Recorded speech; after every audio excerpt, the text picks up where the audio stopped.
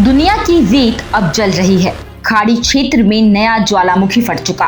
Qatar की राजधानी दोहा पर हुआ इजरायली हवाई हमला, जिसने न सिर्फ क्षेत्रीय राजनीति को हिला दिया बल्कि एक बड़े संघर्ष की चिंगारी को हवा दे दी है। क्या ये हमला सिर्फ एक हमला है या एक भू राजनीतिक संदेश? आज हम बताएंगे कि कैसे ये घटना अमेरिका की पकड़ ढीली कर सकती है और कैसे अरब दुनिया एकजुट होकर कड़ा जवाब देने की तैयारी कर रही है। इजरायली हवाई हमले ने दोहा में धधकती आग छोड़ दी है। ये हमला कतर की संप्रभुता पर सीधा हमला माना जा रहा है।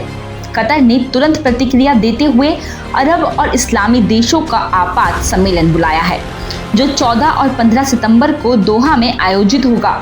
खाड़ी देशों, अरब नेताओं और वैश्विक मुस्लिम जगत में भारी आक्रोश फैल चुका है। कतर के प्रधानमंत्री ने इस हमले को कायरतापूर्ण करार कर दिया है और चेतावनी दी है कि इसका जवाब दिया जाएगा। अब सवाल उठ रहा है कि क्या ये हमला सिर्फ दोहा तक सीमित रहेगा या पूरी खाड़ी को जला देगा। ये हमला सिर्फ कतर की जमीन पर नहीं हुआ, ये अरब असीमता पर हमला है। कई देशों ने स्पष्ट कर दिया है कि इसे बर्दाश्त नहीं किया जाएगा। अब ये देखना है कि प्रतिक्रिया कैसी होगी और अमेरिका जैसी ताकतें इस संकट में कितना प्रभाव छोड़ पाएगी। गल्फ कॉर्पोरेशन काउंसिल यानी GCC के सदस्य देशों ने इजराइल की निंदा की है। सऊदी अरब, संयुक्त अरब अमीरात, बहरीन और ओमान समेत कई देशों ने इसे अंतर्राष्ट्रीय कानून का उल्लंघन बताया। कतर ने कहा है कि वह राजनीतिक, आर्थिक और कूटनीतिक स्तर पर जवाबी कार्रवाई करेगा।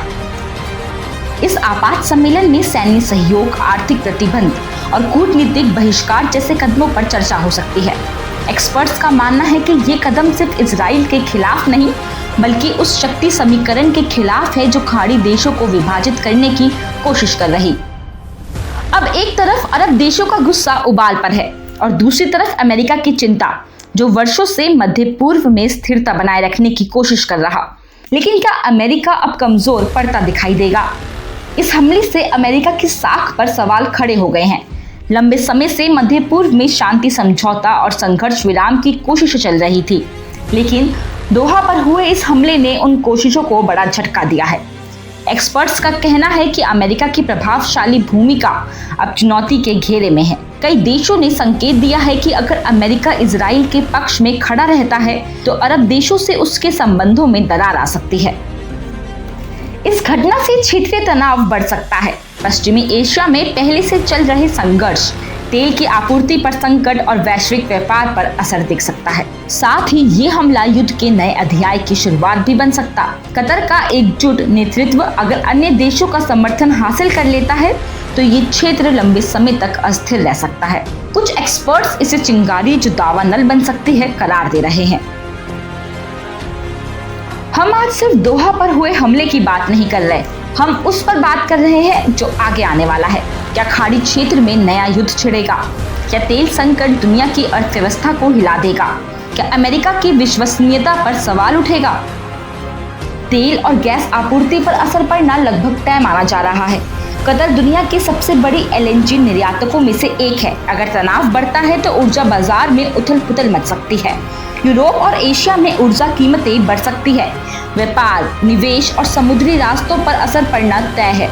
ये संकट सिर्फ राजनीतिक नहीं, आर्थिक भी है और इसका प्रभाव वैश्विक स्तर पर दिखेगा। तेल की कीमतें आसमान छू सकती है। कई देशों की अर्थव्यवस्था को झटका लग सकता। सवाल ये है कि क्या ये वैश्विक बाजार इस संकट का सामना करने के लिए तैयार है? अब देखना ये है कि इस आपात सम्मेलन में कौन कौन से ठोस कदम उठाए जाएंगे। क्या इजराइल पर कड़े प्रतिबंध लगाए जाएंगे? क्या कतर अन्य देशों के साथ सैन्य सहयोग बढ़ाएगा? क्या अमेरिका और यूरोप की प्रतिक्रिया क्षेत्रीय संकट को शांत कर पाएगी? फिलहाल सबकी नजरें दोहा पर है। अरब देशों का एकजुट होना एक नई कूटनीतिक दिशा तय कर सकता है, जो पश्चिमी देशों के प्रभाव को चुनौती देगा। ये हमला सिर्फ एक शहर पर नहीं हुआ, ये मानो पूरे क्षेत्र की शांति पर हमला है। दोहा से उठी ये आग अब वैश्विक राजनीति में लपटें बन सकती है। अरब दुनिया की एकजुटता, अमेरिका की भूमिका, ऊर्जा संकट और नए युद्ध की आशंका, सब कुछ दांव पर है। आने वाले दिन बताएंगे कि ये संकट एक नया संघर्ष बनेगा या कूटनीतिक समझौते से शांति की राह निकलेगी। आज के लिए इतना ही। ऐसी और खबरों के लिए देखते रहे GMT गाइड मेमो टॉक। धन्यवाद।